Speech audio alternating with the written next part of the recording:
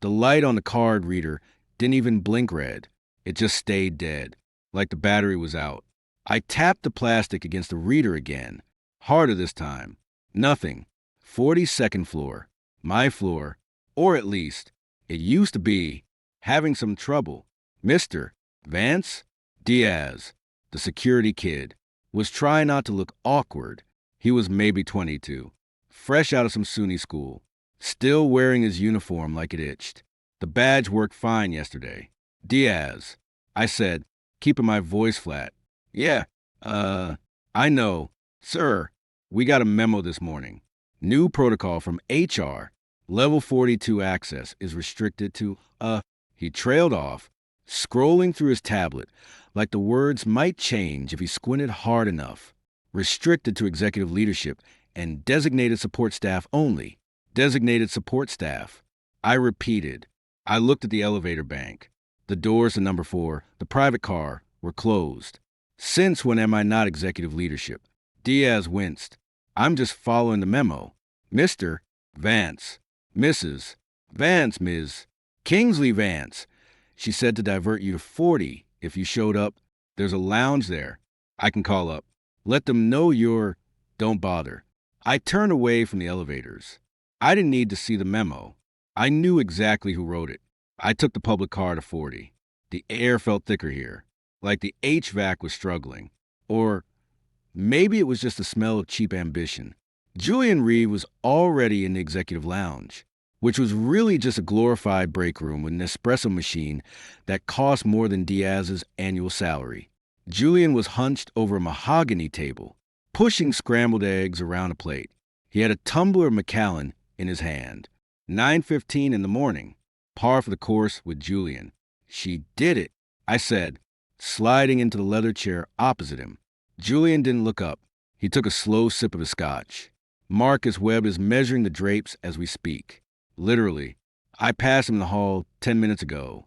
He was carrying a Swatch book and whistling Springsteen. The kid has zero self-awareness.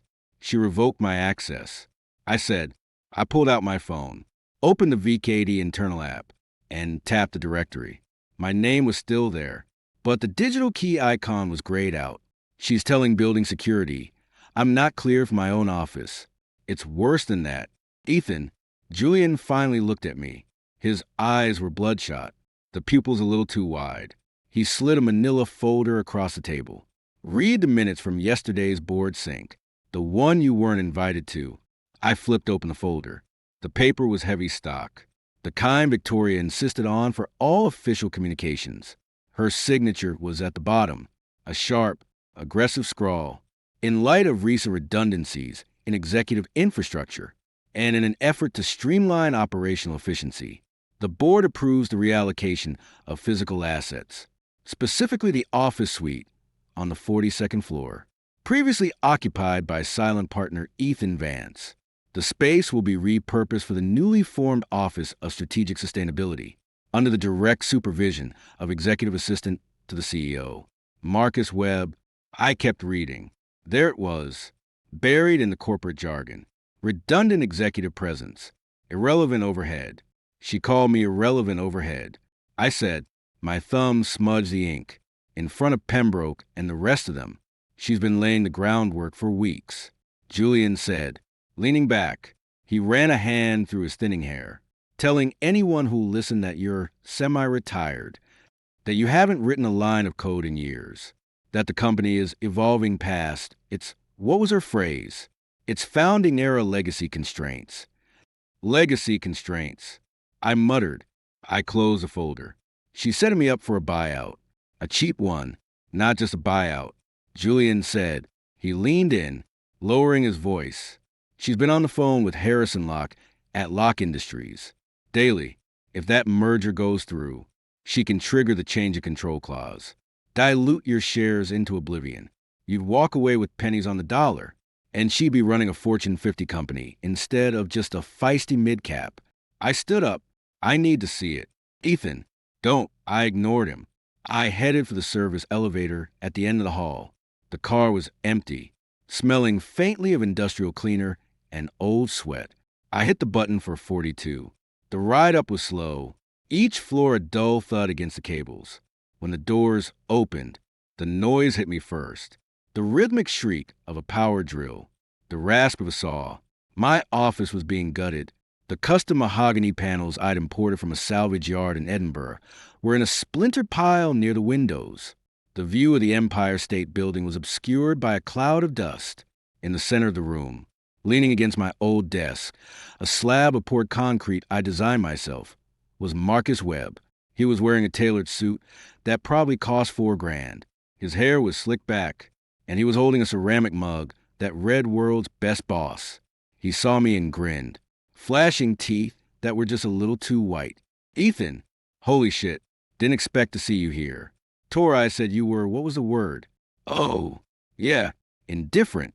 Totally indifferent to the physical workspace.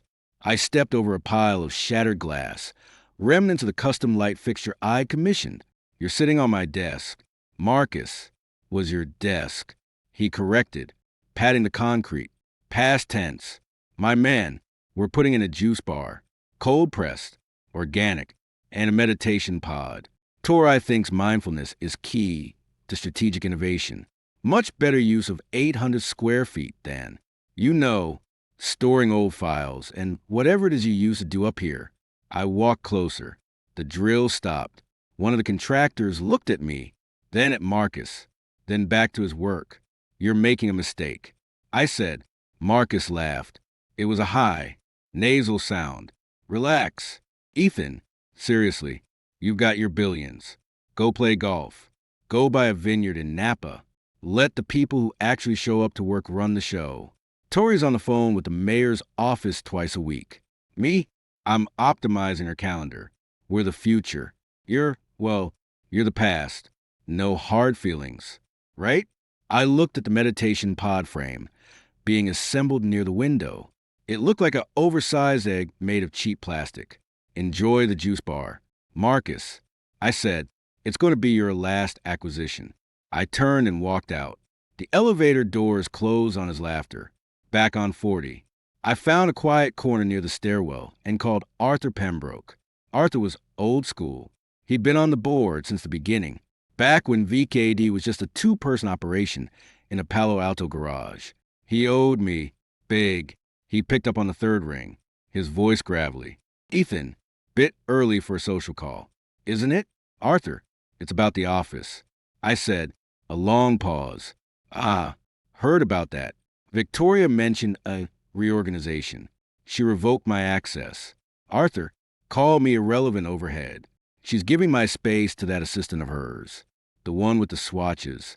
Marcus, Arthur supplied. He sighed. A wet, rattling sound. Look, Ethan, I know how this looks, but Victoria's got the board convinced she's the next Jack Welch. The stock's up. The merger talks are heating up. The merger with Locke is a disaster waiting to happen. And you know it. I cut in. She's cooking the books to make the margins look good.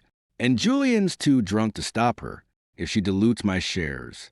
It's not just me she's screwing. It's the integrity of this company. Watch your tone. Son, Arthur warned, but there was a note of uncertainty in his voice. Victoria's the CEO. She has the authority because I let her have it. I said, my voice dropping. Remember 12. Arthur, when the SEC was sniffing around the Delaware accounts, who fixed that? Who set up the blind trust that kept this company out of the headlines?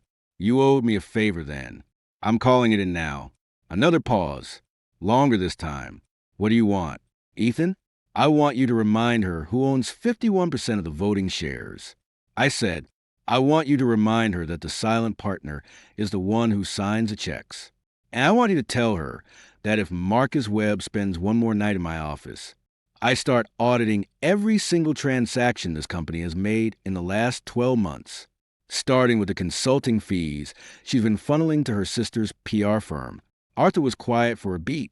You played dirty. Ethan, I learned from the best. Arthur, now, are you going to handle it? Or do I need to come to the next board meeting and remind everyone why we don't piss off the guy who controls the liquidity? I'll talk to her. Arthur grumbled. But you keep your lawyers out of it. For now. I agreed. I hung up. I didn't believe for a second that Arthur would actually rein her in. He was too comfortable, too invested in the status quo. But it was a move on the board. I needed to make a few more. I drove home instead of going back to the office. Our penthouse on Central Park West was quiet. Victoria wouldn't be back until late. I poured myself a bourbon, Elijah Craig, barrel proof, and sat at the small desk in the library. I opened my laptop, not the sleek, Vic-issued MacBook, but a battered Lenovo ThinkPad with a sticker of a skull and crossbones on the lid. My personal terminal. I bypassed the VPN, the firewalls, the multi-factor authentication. I went straight into the core servers, the ones buried 3 floors below our Jersey data center, the ones only I knew existed. I pulled up the real books, the ones Julian kept in a separate ledger, the ones that didn't sync with the SEC filings. VKD had $60 billion in liquid assets, cash, mostly, spread across 3 holding companies in the Caymans, Singapore, and Zurich. Victoria thought she was playing with the company's money. She didn't realize she was playing with mine. I opened a terminal window and started typing a simple Python script. It would monitor the account activity. If she tried to move more than 5% of the total liquidity without my private key, it would trigger an automatic lockout. And if she tried to revoke my access to the root servers, I smiled, a thin, cold expression. I finished the script, protocol, ghostwriter. I saved it, encrypted it, and hid it in a dummy folder labeled Q4_tax_docs_old. Then I opened a new document and started drafting an email to the board. Not a threat, a suggestion that perhaps the CEO's time might be better spent focusing on actual revenue streams rather than interior decorating. My phone buzzed. A text from an unknown number, probably a burner. Saw the new office setup. Looks modern. Hope you're enjoying your retirement. I deleted the text. I finished my bourbon. Outside, the sun was setting over the park, turning the buildings a bloody shade of orange. I thought about Marcus Webb, whistling Springsteen in my office. I thought about Victoria, telling the board I was irrelevant. I thought about the $60 billion sitting in the dark, waiting for a command. I typed one more line of code, a single command that, if executed, would transfer the entire $60 billion to a series of wallets I controlled. I didn't run it. Not yet, but I liked knowing the option was there. I liked knowing that while they were rearranging the deck chairs on the Titanic, I was the one holding the iceberg. I closed the laptop. The apartment was dark now, save for the glow of the city outside. I walked to the window and looked down at the tiny figures moving on the street below. Ants. Really, all of them, including Victoria. Especially Victoria. She thought she was winning. She thought she'd push me into a corner. She had no idea I'd already built the door out. And when I walked through it, I'd be taking the vault with me. I picked up my glass, swirling the last drops of amber liquid. The silence in the room was absolute. It was the sound of a man who had just stopped playing by someone else's rules. It was the sound of the beginning. I didn't sleep. At 4:17 a.m., I was in the Jersey facility. The security logs wouldn't flag me. I'd hard-coded a ghost protocol into the firmware back in 19. If my badge scanned after midnight, the system auto-deleted the entry. Clean. I pulled up the terminal. The Cayman Holdings first. $500 million. It was a test. I routed it through a series of synthetic letters of credit. Pure vaporware designed to look like legitimate trade finance. If Julian or Victoria's new global treasury lead were actually watching the dashboards, they'd see a blip labeled Import-Export Reconciliation. By 5:02 a.m., the funds landed in a blind trust I'd set up in Malta. No flags, no calls, not even a raised eyebrow from the automated compliance bots. Pathetic. I dialed Julian. He picked up on the first ring, his voice thick with scotch and panic. Ethan? Jesus. Do you know what time it is? I know exactly what time it is. Julian, I just moved 500 mil offshore. Did your systems catch it? A long silence. Then the rustle of bed sheets. Moved. Wait, you mean the reconciliation entry? Yeah, I saw that. I assumed it was part of the Q3 cleanup. Is it not? It's not. It's a withdrawal, a test run. And if you didn't notice, that tells me your new oversight committee is about as useful as a screen door on a submarine. Fuck, Julian whispered. Tori's gonna kill me. She's already writing me about the lock merger.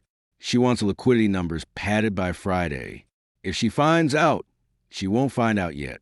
I cut in, because you're gonna keep your mouth shut and meet me at the diner on 11th in an hour. And Julian, sober up. If you show up smelling like a distillery, I'll route the next transfer through your personal brokerage account and let the IRS sort out. I hung up at 6:45 a.m. I was in a back booth at the Liberty Diner. The coffee was burnt. The vinyl seats cracked. Perfect. Julian stumbled in at 7:05, wearing yesterday's suit, his eyes bloodshot. He slid into the booth without a word and ordered a black coffee from a waitress, a tough-looking woman named Marie, who'd been working this graveyard shift for 30 years. Talk to me about Locke, I said, sliding a folder across the table. Julian opened it. Inside were the real numbers. It's a sham. Ethan, a total sham.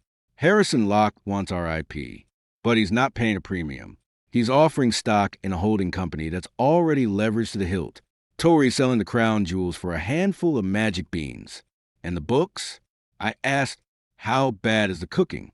Julian took a shaky sip of coffee. Bad. Real bad. She's got me shifting $800 million in pension liabilities into the Strategic Innovation Fund. Basically, we're robbing retirees to pay for Marcus's juice bar. If the SEC looks at the RD line item for more than 5 seconds, we're all wearing orange. How much actual liquidity do we have left after the offshore transfer I just did? I asked after the $500 million, roughly $54, for billion in the primary clearing accounts.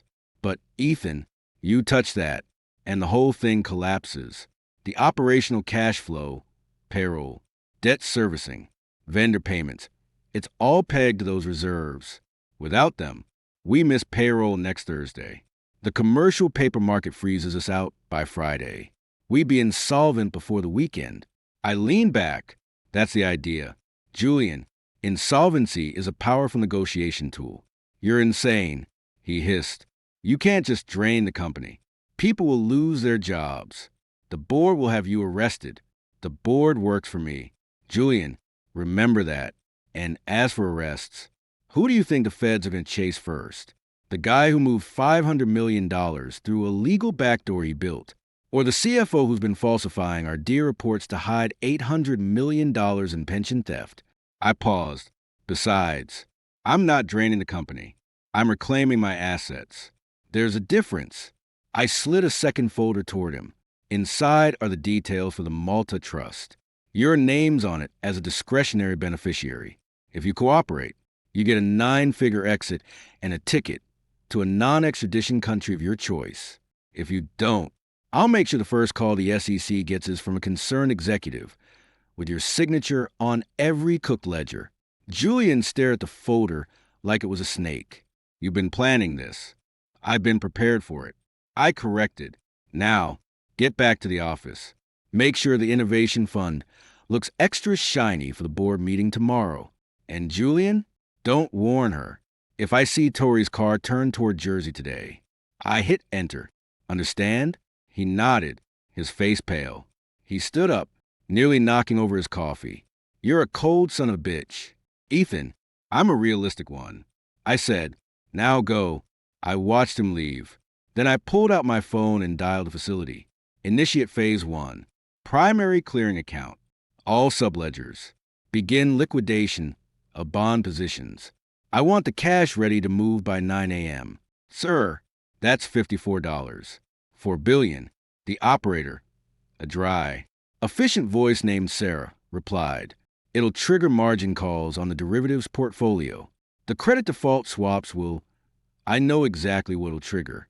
Sarah, do it, and keep me updated every 15 minutes. I hung up and walked out of the diner. The sun was up now, glinting off the windows of the VKD tower in the distance. I got into my car and headed back to the city. At 8:55 a.m., my phone rang. It was Victoria. I answered on speaker. Ethan, finally, Where the hell have you been? I've been trying to reach you for an hour. Her voice was sharp, but underneath it, I caught a flicker of something else. Uncertainty. I was at the diner. Torai. Thinking. Thinking? About what? How to ruin my day. I just got a call from Julian. He says there's some kind of anomaly in the liquidity reports. Something about a $500 million reconciliation that he can't trace. Did you do something? I did what was necessary. I said calmly, consider a down payment on your education. Down payment? Are you serious right now? You're acting like a child. You can't just move $500 million because I gave your office to Marcus. It's a juice bar. Ethan, it's good for morale. It's not about the juice bar. Torai, it's about respect. It's about remembering who built the foundation you're so eager to piss on. You call me irrelevant overhead. You revoke my access. You're cooking the books to sell the company out from under me. I'm just adjusting the valuation accordingly. You're insane. You're going to destroy everything we've built. I'll have you removed from the board. I'll sue you for breach of fiduciary duty. You what? I interrupted. Call the cops? On the man who owns 51% of the voting shares? Go ahead. Torai, call them. But when they ask where the $54 billion went, because it's leaving the primary accounts as we speak, make sure you have a better answer than my husband is mad about the office furniture. Silence. Pure. Deafening silence on the other end of the line. Then, a choke sound. $54 billion? Ethan, what did you do? I withdrew my capital. Victoria. Every last cent that wasn't nailed down. The vault is empty. Your juice bar is officially unfunded. You can't. Julian said the operational accounts are empty. Payroll next week? Forget it. Vendor payments? Good luck. The credit agencies are going to downgrade us to selective default before your 10 o'clock meeting. And the board? They're going to be very interested to hear why their CEO thought a meditation pod was a better investment than maintaining a positive cash balance. Put it back, she whispered, her voice breaking. Ethan, please, put it back. I'll give you the office. I'll give you anything. Just don't do this. Don't destroy the company. It's not destruction. Torai, it's a correction. You wanted to run VKD without me? Congratulations. You're the CEO of a company with no money, no liquidity, and a very angry board. Enjoy the view from your new juice bar. It's going to be your last. I hung up. My phone buzzed immediately. Arthur Pembroke. I ignored it. Then Julian. Ignored him too. I pulled up the secure feed from the trading floor. The screens were a sea of red. The VKD ticker was plummeting in pre-market trading. I watched the numbers tick down. $54 billion. Gone. Just like that. My phone buzzed again. A text from an unknown number. Probably Marcus. Tori's losing her mind. She's blaming me for the anomaly. WTF? I deleted it. I didn't care about Marcus. I didn't care about the office. I cared about the principal. You don't push the architect out of his own building and expect the walls to stay up. Sarah called back. Phase 1 complete. Mr. Vance, funds have been dispersed to the secondary holdings. Confirmation codes Alpha 79 Zulu. Copy that. I said, stand by for Phase 2. I want the IP portfolio prepped for liquidation. If the board doesn't vote her out by noon, we start auctioning off the patents. Understood. Sir, I ended the call and looked out the window. The VKD tower loomed ahead, somewhere in that glass box. Victoria was realizing that her power suit didn't come with a magic wand. The money was gone. The throne was empty. And the king? He was just getting started. I hit the gas, merging into the morning traffic. The city blurred past. Indifferent, just the way I liked it. The boardroom on 50 usually didn't warm up until noon. Today, it was already boiling by 10. I was 3 blocks south in a Lease sedan, watching a live feed from a pinhole cam eye planted behind the abstract sculpture in the corner. Arthur Pembroke was hammering a gavel like he was trying to drive a nail through the mahogany table. Order, for the love of Christ. Order. Arthur's face was the color of a ripe tomato. Julian, stop sweating on the quarterly report and tell us exactly how much money is missing. Julian looked like he'd aged a decade since the diner. He was clutching a water glass with both hands, trying to hide the tremor. It's not missing. Arthur, it's withdrawn, liquidated. The primary clearing accounts are at zero, the $54. For billion, it's been moved through a series of foreign exchange swaps. The trail goes cold in Luxembourg. Then, I don't know, Cyprus, the Bahamas. It's gone. A collective gasp. Devin Miles, the youngest board member, a crypto bro who bought his seat with Bitcoin profits, leaned forward. Gone? Like, gone? We're talking about the operating capital, right? The money we used to. Like, pay people and keep the lights on? Worse than that. Devin, Julian croaked. Our credit lines are tied to those reserves. Without collateral, the banks will freeze our credit default swaps. We're looking at a margin call that'll bankrupt us before the bell rings today. We're insolvent, utterly. Victoria stood at the head of the table, but she wasn't commanding the room anymore. Her Chanel suit looked rumpled, her hair slightly out of place. This is a temporary glitch. Julian, you're the CFO. Fix it. Ethan is obviously trying to manipulate the markets. He's a disgruntled shareholder. He's a majority shareholder. Victoria. Arthur roared, pointing a bony finger at her. And you push him into this. Revoking his access? Giving his office to that twit Marcus? I told you it was a mistake. You've been treating this company like your personal fiefdom. And now the king has taken the treasury and left town. The door to the boardroom burst open. Marcus Webb tried to slip in, clutching a leather binder like a shield. Mrs. Vance, I have the updated merger proposal from Locke Industries. They're asking about the liquidity dip in pre-market. Security blocked him. Mr. Webb, you're not authorized for this session. I'm the executive assistant to the CEO. I have top-level clearance. Marcus whined, trying to peek around the guard.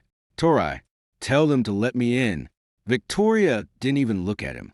She was staring at the red numbers on the trading screen mounted on the wall. Get him out of here, she muttered. Arthur stood up, his joints popping. He walked to the door, snatched the binder from Marcus's hands, and tore it in half. You're done, kid. Security. Escort Mr. Webb to the elevators. And tell HR to process his termination paperwork immediately. He's not setting foot in this building again. Terminated? You can't do that. Torai, Marcus stammered as the guards dragged him away. I was just following orders. It was a juice bar. I told you the meditation pod was a bad idea. Torai, the door shut behind him. Victoria sank into her chair. This is a nightmare, she whispered. I tapped the mic icon on my tablet. I'd patched into the boardroom's PA system through a back door in the building's IT infrastructure. My voice, flat and amplified, filled the room. Good morning, gentlemen, and Victoria. Sorry to interrupt your regularly scheduled meltdown. The board members whipped their heads around, looking for the source. Arthur grabbed the nearest microphone. Ethan, where are you? What the hell have you done? Put that money back right now. I've secured the assets. Arthur, I said, leaning back in the leather seat of the sedan. Assets that were being mismanaged by a CEO who thinks sustainability means a juice bar and a CFO who can't tell a balance sheet from a cocktail napkin. The funds are in a blind trust. The terms for release are non-negotiable. Terms? Victoria shrieked, grabbing a spare mic. You don't get to set terms. You're a thief. I'll have the FBI on you so fast. The FBI? I cut in. Go ahead. Call them. But when they ask where the $54 billion went, make sure you mention the $800 million in pension liabilities you shifted into the Innovation Fund to cook the books for the Locke merger. Julian can corroborate. Can't you? Julian? All eyes turned to Julian.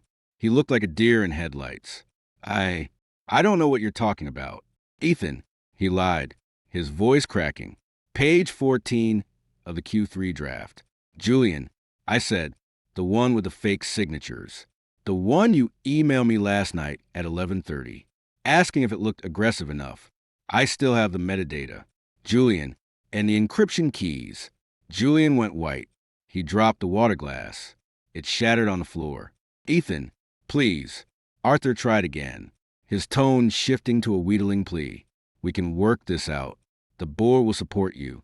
Just don't liquidate the IP. If you start selling off the patents, the stock won't just tank. It'll evaporate. We'll have nothing left to rebuild with. Rebuild? I asked, why would I want to rebuild a ship with a captain who's actively drilling holes in the hull? The conditions are simple. Arthur, Victoria resigns. Effective immediately. She forfeits her golden parachute, her severance, and her remaining shares. All of it gets absorbed back into the treasury to offset the liquidity crunch she created. If these terms aren't met by 5 o'clock this afternoon, Phase 2 initiates. I start auctioning off the neural network patents. Starting bid, $1. I'll sell them to Locke himself, if I have to. Let him explain to the DOJ why he bought stolen IP from a bankrupt company. You wouldn't, Victoria whispered. Try me. I said, you want to play CEO? Play. But remember, every king needs a treasury. And I just emptied yours. You have 7 hours. Arthur, vote her out, or watch the vultures pick the bones clean. I cut the feed. The boardroom erupted into a cacophony of shouting. I could see Arthur screaming at Victoria, his jowls shaking. Julian was on his cell, probably calling his lawyer. Devin Miles was frantically typing on his phone, likely trying to short the stock before the official announcement. My phone buzzed. A text from Julian. She's finished. Arthur is drafting the press release now. But Ethan, the SEC just called. They're sending a team. They want to see the books. Everything. If they find the pension fund entries. I replied with one word. Immunity. He'd understand. If he flipped on Victoria. I'd make sure the evidence pointed to her alone. It was a win-win. I leaned forward, speaking to the driver. Circle the block. Keep the engine running. I watched the building. On the 42nd floor, I could see the lights were still on in what used to be my office. Through the high-powered lens of my tablet, I saw Marcus Webb being escorted out the front doors by 2 security guards. He was carrying a cardboard box. No juice bar. No meditation pod. Just a box of his personal effects. He looked up at the tower, shaking his fist, before getting into a waiting Uber. Pathetic. At noon, Arthur called. I let it ring twice before picking up. Talk to me. Arthur, it's done. He wheezed. The vote was unanimous. Victoria is out. We've drafted the statement. Resigns to pursue other opportunities. We're keeping the criminal stuff quiet for now, pending the SEC investigation. But Ethan, the money. We need the money. Payroll is in 2 days. If we don't meet it, the unions will strike. The press will eat us alive. And the stock will hit zero. I've already released $2 billion back into the operational accounts. I said, enough to cover payroll and the immediate vendor debts. The rest stays in escrow until I approve the new CEO. Someone competent. Arthur, someone who understands that strategy doesn't involve kale smoothies. Thank you. Arthur breathed. Thank you. Ethan, you've saved the company. I've saved my investment. Arthur, don't mistake it for charity. And tell Victoria something for me. What's that? Tell her the divorce papers will be served at Danbury. And tell her assistant that the meditation pod he ordered? I bought it at auction this morning. It's going in my basement. A monument to poor judgment. I hung up. The car circled again. I watched the news trucks pull up to the front of the VKD tower. I saw Victoria being hustled out a side entrance, a scarf wrapped around her head, shoving past reporters. She looked small, defeated. The king had returned. But I wasn't staying in the castle. I had a plane to catch, a new office to set up, one with better security, fewer yes men, and absolutely no juice bars. I tapped the driver's shoulder. Airport, Teterboro, and step on it. The Gulf Stream was fueled and waiting on the tarmac at Teterboro, but Arthur Pembroke was blocking the stairs. He was leaning on a silver-handled cane I'd never seen before, looking like he'd aged a decade since that morning. His suit was rumpled, his tie loose. The old man looked spooked. Move. Arthur, I said, climbing out of the sedan. The wind off the runway whipped at my coat. You're holding up my flight. 5 o'clock came and went. Ethan, Arthur wheezed. ignoring the stairway. We voted. She's out. The press release is live. But you're not listening. The SEC didn't wait for the 5 o'clock news. They're in the building now. 3 black Suburbans pulled up 10 minutes ago. I stopped at the base of the stairs. And Julian cracked. Arthur said, his voice dropping to a hoarse whisper. The feds cornered him in the executive washroom. He lawyered up for 5 minutes, then started singing like a goddamn canary. He handed them the emails. Ethan, the ones where Victoria explicitly ordered him to move the pension liabilities. He threw her under the bus to save his own neck. I nodded, expected. Immunity is a hell of a drug. It's not just immunity. It's conspiracy, wire fraud, falsifying federal documents. They're not just going to fine her. They're going to put her in a cage. Arthur jabbed a finger at me. You did this. You orchestrated this whole collapse just to humiliate her, to destroy her. I gave her a chance to walk away with a shred of dignity. Arthur, she chose a juice bar. She chose Marcus. She chose a lie. I just provided the reality check. I started up the stairs. Now, move. I have a call to make before we're airborne. Where are you going? Arthur shouted after me. You can't just leave. The board needs you. The shareholders need a company that isn't run by a felon. I called back over my shoulder. Inside the cabin, I nodded at the flight attendant, a professional-looking woman named Sarah, and collapsed into the cream-colored leather seat. I pulled out my satellite phone. The secure line to Julian was already ringing. He picked up on the second ring. He didn't sound drunk anymore. He sounded hollow. Ethan, it's done. They're leading her out in cuffs. I saw it from the conference room window. She's wearing that green scarf you hated. Did you give them the drive? I asked. Swirling the ice in the glass of water, Sarah handed me. The encrypted one. The one with the pension fund transfers. I told them I found it accidentally while cleaning out my desk. They're charging her with 3 counts of securities fraud, 2 counts of conspiracy, and obstruction. The U.S. attorney is making a statement in an hour. I'm cooperating fully. My lawyer says I might get probation if I keep talking. Keep talking. Julian, name every name. Marcus Webb, Devin Miles, everyone who knew about the Cook books. And Julian, one more thing. What? The $2 billion I released to the operational accounts? It comes with a string attached. You're resigning as CFO effective Monday. I've already vetted your replacement, a woman named Elena Vasquez from Goldman. She doesn't drink. She doesn't gossip. And she audits her own grocery receipts. You'll brief her, and then you'll disappear to that villa in Malta I put in the trust. Understood? A long pause. You're burning the whole village. Ethan, I'm clearing the fields. Julian, there's a difference. Enjoy the Mediterranean.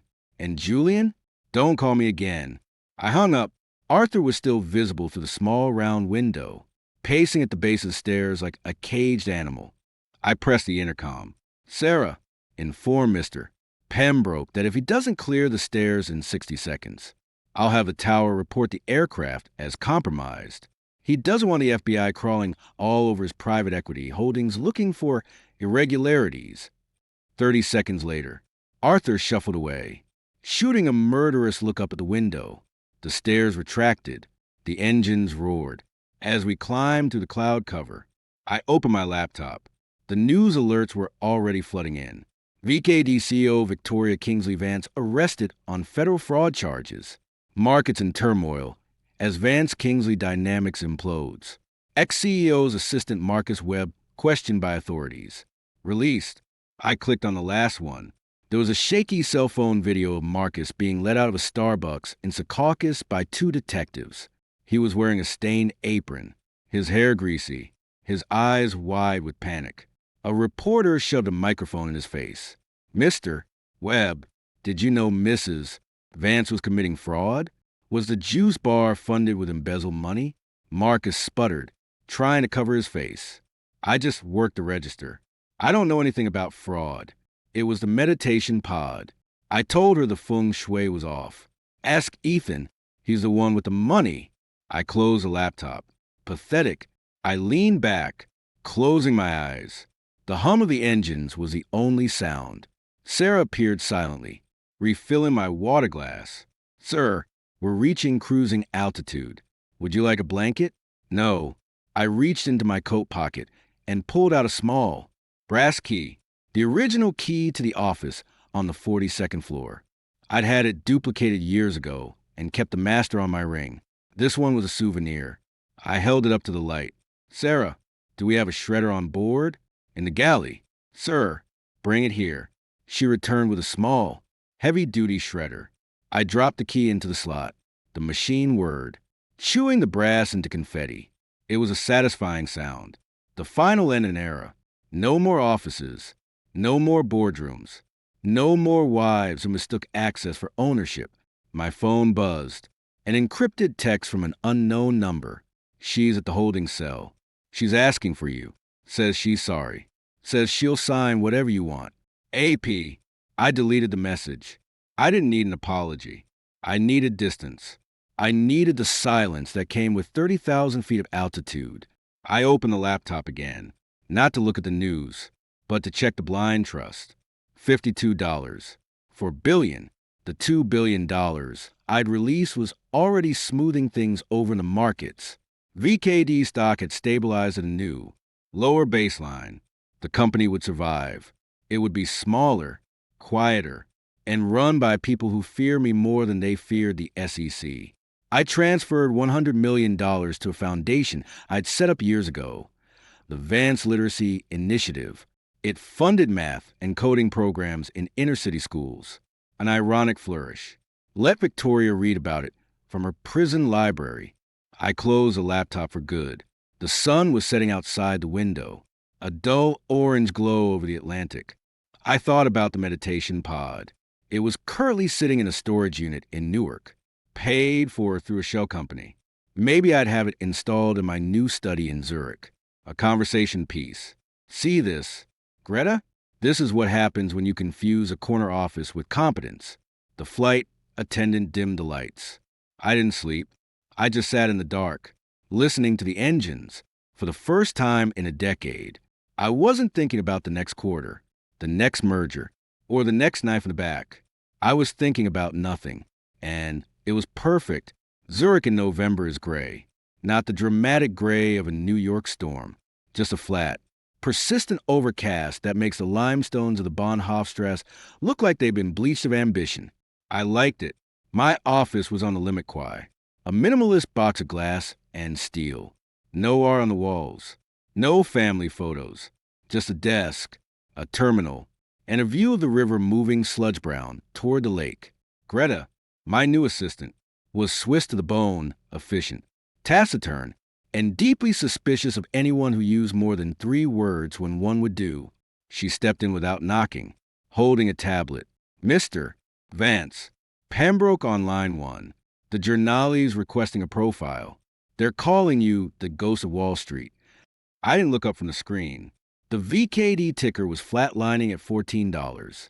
22, stable. Boring. Perfect. Tell Arthur I'm dead. Tell the journal I am a myth. And Greta? Sir? If they call again, block the number. She nodded once and vanished. I picked up the receiver. Arthur's voice was a scratchy intrusion. Ethan, don't hang up. I know you hate the press, but the board needs a face. We got a new CO, Elena Vasquez. She's solid, cold-blooded, like you wanted. Profits are up 7%. We're clear of the SEC's crosshairs. Victoria pled guilty to avoid a trial. She's at Danbury, minimum security. And Marcus? I asked. I hadn't thought about him in months. Starbucks in Secaucus. Manager threatened to fire him for misrepresenting the synergy of the milk frother. Kid's a cliche now. They roast him on Reddit daily. Good, I said. And the office? Gutted. We turned it into a server farm. Seemed poetic. Listen, Ethan, the annual shareholder meeting is next month. We want you to say a few words. Via satellite. Pre-recorded. 5 minutes. Max. Just to reassure the institutional investors that the ghost isn't haunting the halls anymore. No, I said, no words, no satellite, no reassurance. Tell them the silence is the reassurance. If I have to explain the fundamentals, they shouldn't be investing in the first place. You can't stay in the shadows forever. Arthur wheezed. People forget. Legends fade.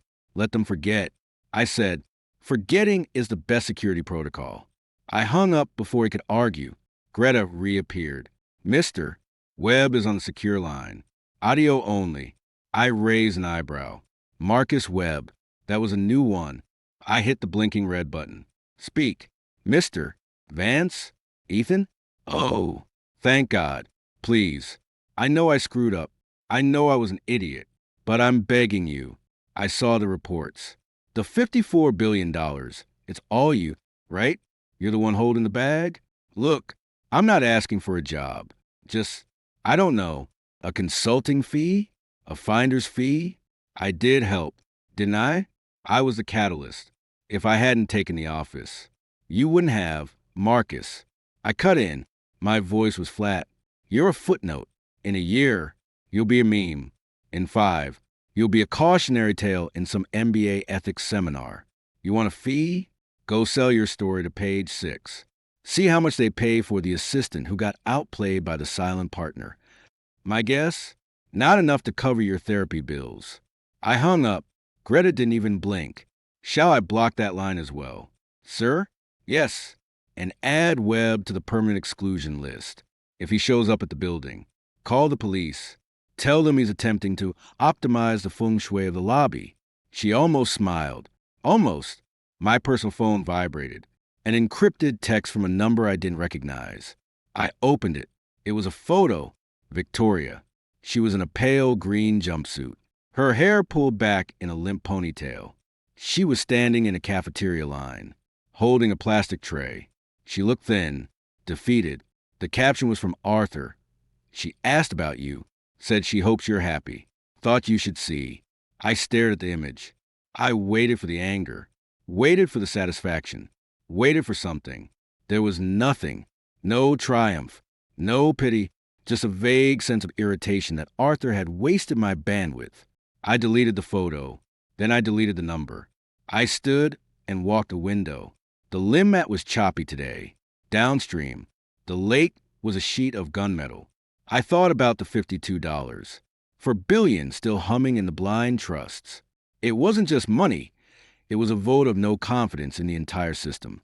While the market's obsessed over quarterly earnings and TikTok famous CEOs, I had the ultimate luxury, irrelevance. I turned back to the desk. The invitation to the VKD shareholder meeting was sitting in my inbox. I forwarded it to the printer. When it emerged, I picked it up. Heavy stock, embossed lettering. You are cordially invited. I walked to the fireplace in the corner, a modern, ethanol-fueled slit in the wall. I held the edge of the paper to the flame. It curled, blackened, and turned to ash. The smoke smelled faintly of expensive perfume. Greta, I said, not turning around. Sir, draft a memo to the board. Effective immediately. All future dividends from my shares are to be redirected to the Vance Literacy Initiative. No announcements. No press releases. Just the transfers. Understood. Sir, will there be anything else? I looked at the ashes in the hearth. No, that's all. She left. I poured a glass of water. No scotch. No celebrations. I didn't need them. Power wasn't about the corner office, the title, or the splashy headline. It was about the silence between the numbers. It was about being the variable no one else could solve for. I sat back down. The terminal glowed. I ran a finger over the smooth glass. Somewhere, a trader was panicking over a basis point. Somewhere, a CEO was lying to a board. Somewhere, a wife was regretting the day she mistook the man in the shadows for a relic. I closed the laptop. The room was silent. The city was silent. The world was silent. And in that silence, I was everywhere.